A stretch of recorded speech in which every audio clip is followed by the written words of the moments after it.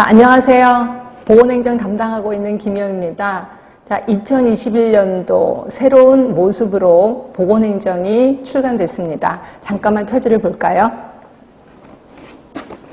자, 보이시나요? 예, 드디어 EBS 방송 교재로 채택이 됐습니다. 자, 이 기분 어떤지 혹시 아세요? 제가 공무원 합격하고 나서 첫 근무, 그러니까 발령지에 첫 근무하러 갈 때 그 기분과 똑같습니다. 기분 엄청 좋습니다.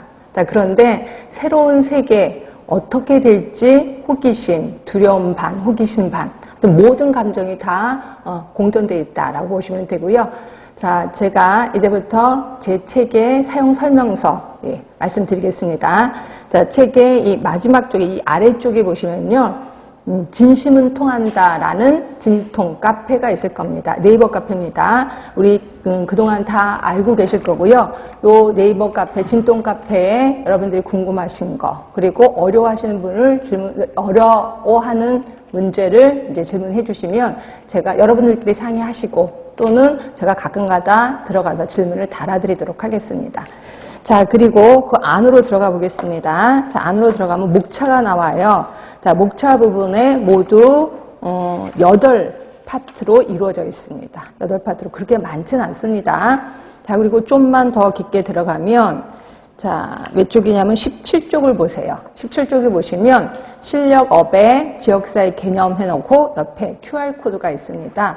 자, 이 QR코드를 찍으면요, 자동적으로 유튜브로 넘어갑니다. 결국 이 부분이 좀 정리가 필요해, 아니면 이 부분이 좀 부원 설명이 필요해, 또는 기출문제로 나왔었어 하는 부분을 제가 영상으로 찍어서 유튜브에 올려드렸습니다. 결국 이 QR코드를 통해서 여러분들은 예습도 할 수 있고 복습도 할 수 있고 무한 반복 학습도 할 수 있다는 장점이 있다는 거죠.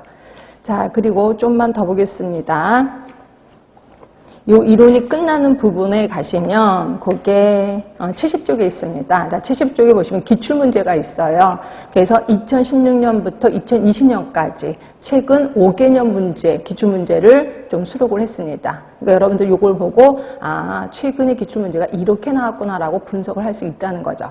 자, 그리고 기출문제가 끝나는 쯤에 그게 이제 77쪽일 겁니다. 77쪽에 파이널 테스트가 있어요. 일명 가로넣기라고 보시면 되고요.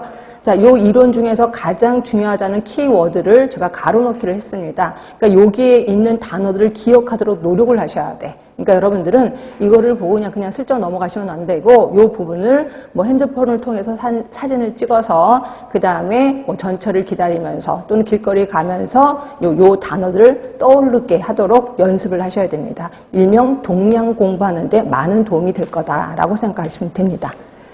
자, 제가 이제 오랫동안 보건행정을 하다 보니까 이렇게 물어보시더라고요. 보건행정 시험 문제는 도대체 어떻게 나옵니까? 라고 물어보시더라고요. 자, 근데 혹시 여러분들 신뢰도라는 말 들어보셨을 거예요. 그죠? 그 사람이 항상 일관된 모습을 보여. 그럼 우리는 뭐라 그래? 아, 저 사람 신뢰성이 굉장히 높은 사람이다. 라고 얘기를 하잖아요.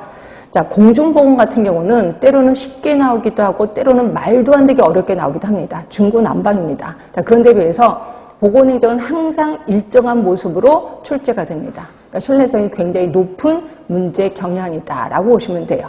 그렇죠?